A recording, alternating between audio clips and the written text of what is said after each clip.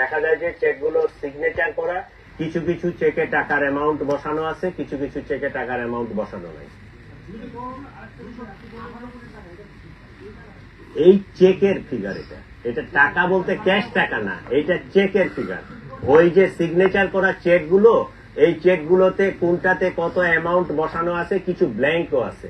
এইটা sum up করার পরে দেখা যায় যে 218 কোটি টাকার চেক।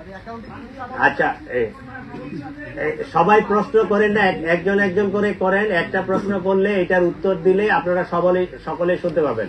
মামলাটা সরাসরি তদন্ত করতেছে আমাদের মহানগরের একটি টিম, তো মহানগর গোয়েন্দা টিম। এইটার যদি কোনো প্রশ্ন বা এই তদন্তে সংক্রান্তে আরো বিস্তারিত, আমার ডান পাশে বসে আছে আমাদের ডিবি চিফ ডিআইজি শফিক, সে আরো বলতে পারবে। তো আপনারা প্রশ্ন করেন, সে উত্তর দিবে। আমার একটা প্রশ্ন ছিল,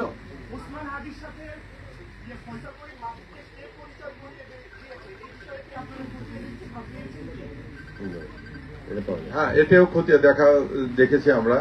আসলে ওসমান হাদি একজন জানেন আপনারা অত্যন্ত সহজ সরল এবং ব্যক্তিত্ব ছিলেন। ওনারা এখন পর্যন্ত যেটা হয়েছে, উনি নিজে থেকে আসছে, এসে বলছে যে আমি এই অবস্থা আপনার সঙ্গে কাজ করতে চাই, এটুকু করছেন। এবং ওর সঙ্গে যে কবির গেছিল, কবিরকেও একই কথা বলে নিয়ে যাওয়া হয়েছে এবং কবির প্রথম পরিচয় তিনি ওনার ভিতরে গিয়েছে, ওনার সঙ্গে কথা বলে আসছেন।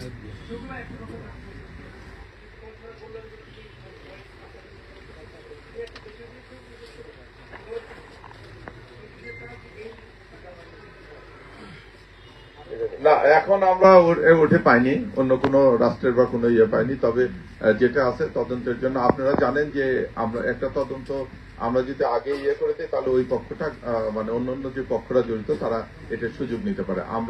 যেহেতু আমরা সিদ্ধান্ত নিয়েছি যে, এবং আমরা গোছায় নিয়েছি যে আগামী জানুয়ারি 7 তারিখের ভিতরে ইনশাআল্লাহ আমরা চার্জশিট দিতে পারবো। তখন তো চার্জশিট দিলে আমাদের টোটাল তো এটা একটা এন্ড আনতে হবে, যে ঘটনার শুরু থেকে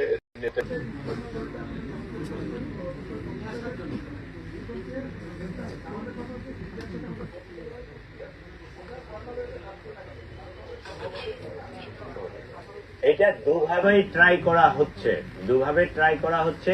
আমাদের, আপনারা জানেন যে ইন্ডিয়ার সাথে আমাদের বন্দি বিনিময় চুক্তি আছে, সেটা 2013 সালে হয়েছিল এবং 2016 সালে এটা অ্যামেন্ডমেন্ট হয়েছে, আরো সহজ করা হয়েছে। তো যদি কোনো অপরাধ শাস্তি 1 বছর বা তার চেয়ে বেশি হয়, তাহলে এইটা আমরা ওই বৈধ চ্যানেলে আমরা আদান প্রদান করতে পারি। তো এইটাও একটা ওয়ে আছে, এইটাও চেষ্টা চলতেছে সরকারি পর্যায়ে।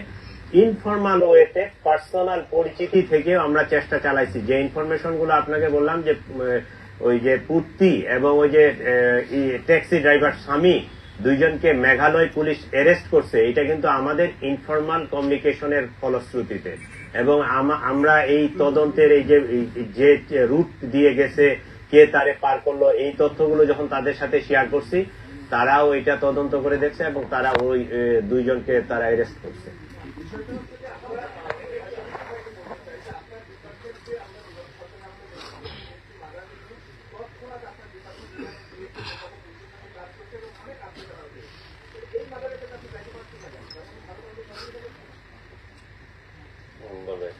এটা এরকম কথা না, ওটা অপরাধটা সংগঠিত হয়েছিল ওখানে, যে কিলিংটা হয়েছিল সেই কিলিংটা এমপি মহোদয় কিলিং হয়েছিল ওখানে, সেই জন্য পিওটা ছিল ওখানে, কিন্তু আমাদের পিও তো এখানে।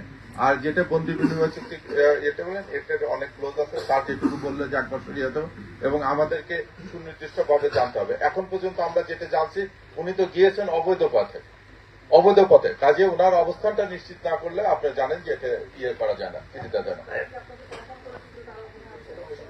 না। তারা তো কনফার্ম করেনি, আমরা আমাদের ইনভেস্টিগেশন করবো, তারা তো কনফার্ম করেনি, আমরা আমাদের থেকে করতেছি না।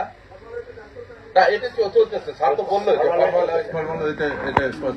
ওইটা পররাষ্ট্র মন্ত্রণালয়ের ওইভাবে চলছে।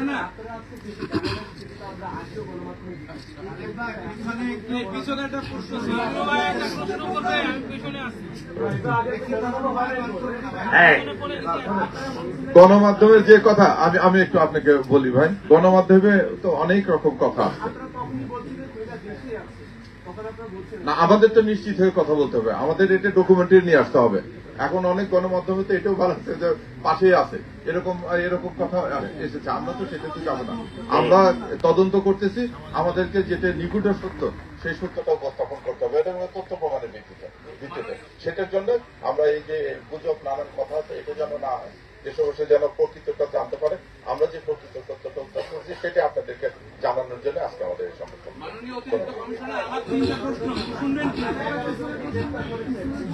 আমাদের পিছনে প্রশ্ন ছিল, আপনারা একটু চুপ থাকবেন, বড় ভাই কথা বলবে ভাই, প্রশ্ন ছিল না। আমি শুরুতেই কিন্তু এটা বলেছি যে আরো কিছু লোক আমাদের ইয়াতে আছে। আপনারা যে প্রশ্নটা করেছেন শুরুতে যে নেপথ্য থেকে, আমরা এটা চেষ্টা করতেছি যে কারো না সহযোগ আসামি দুইজন তো শুনলেন, ফয়সাল এবং আলমগীর, এরা তো আমরা ধারণা করতেছি যে তারা অবৈধ পথে